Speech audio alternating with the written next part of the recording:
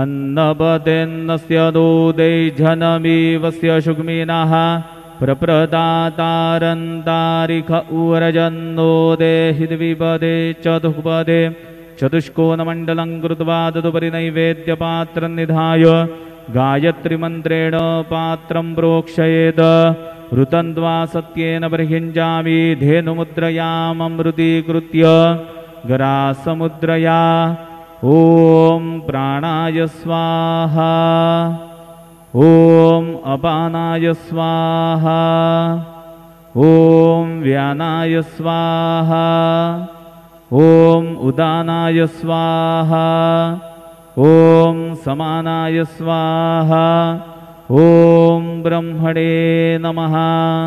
नैवेद्यमध्ये पानीयं समर्पयामि पुनर्नैवेद्यं निवेदयामि।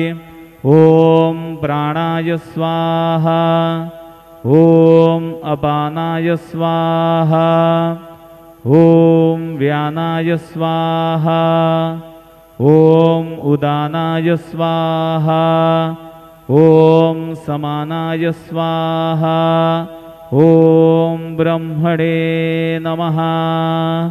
नैवेद्यं समर्पयामि हस्तप्रक्षालनं समर्पयामि मुखप्रक्षालनं समर्पयामि शेषोपचारार्थे प्रार्थनापूर्वकनमस्कारं करोमि। श्री सच्चिदानंद सद्गुरु साईनाथ महाराज की जय।